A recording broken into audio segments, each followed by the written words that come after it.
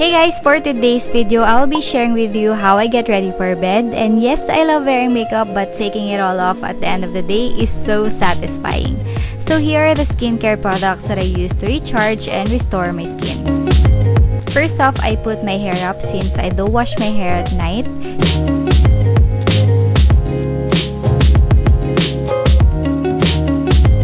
And before heading to shower, I remove my makeup with just a regular wipes. I make sure that I'm very gentle with my skin if I'm rubbing products on my face.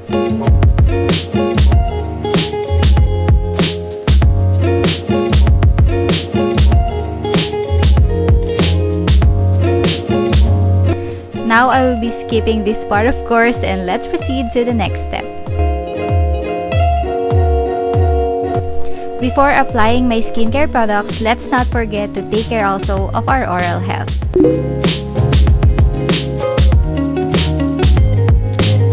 For my facial wash, I use Dove Bar to remove the excess makeup on my face. I've tried a couple of local products before, but they trigger acne.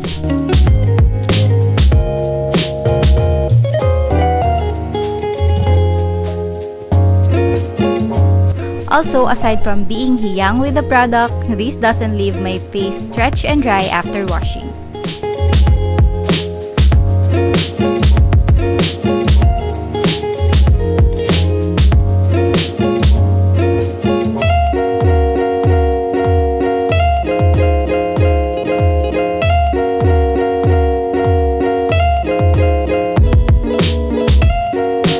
Next, I apply Esfolio Collagen Daily Toner, and honestly, I love the effect of Some by Me Miracle Toner on my skin, but I find it too expensive since it can only last for 2 months. Thank God I found this substitute toner. Yes, it takes a little longer to take effect on my skin, like removing my pimple marks, since it targets anti-aging, but it still does a job on brightening and it still lightens my pimple marks.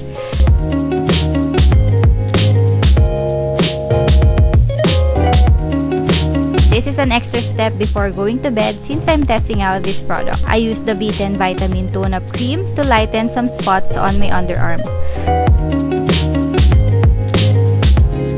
I can see a little improvement now, but I will still continue using it to see if it can totally lighten underarm.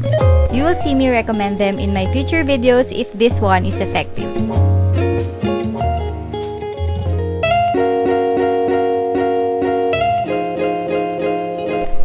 Next is mask time. I only use mask if I have ample time to prepare at night. I also love using it to distress after work.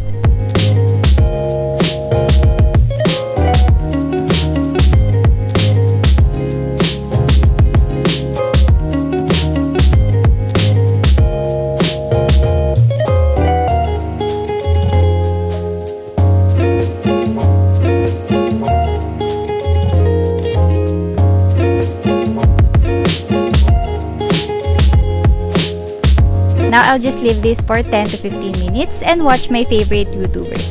I was watching Anna Kai's A Whole New World cover during this time, and how about a song cover for the next video too? Well, I'm just kidding.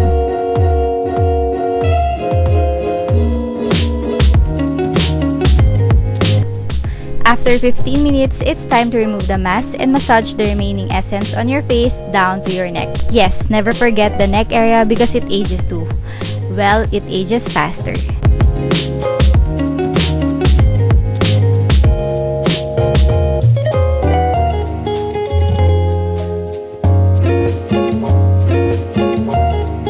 Since we're talking about anti-aging, the next would be my Esfolio Collagen Daily Eye Cream. I've been using different eye creams since I was 25, and I can see the difference if I skip this step. I generously apply this around my eyes. Last step would be my nighttime moisturizer. This is the Some by Me H7 Hydromax Cream, and I really love this product since it helps my skin smoother and plumper. Well, this is actually my second tube. And by the way, I love the texture and smell of this product.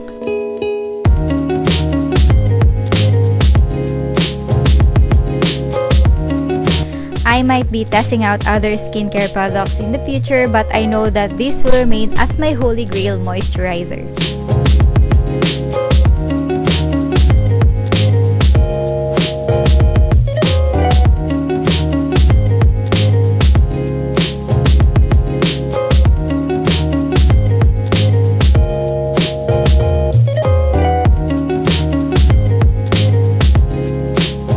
That is it for my Get Unready With Me video. I hope I shared something helpful today. Don't forget to hit the like button if you enjoyed this video, subscribe to my channel if you haven't yet, and click the notify bell beside it to be notified with my new upload. Thank you again for watching, and I'll see you on my next one. Bye bye!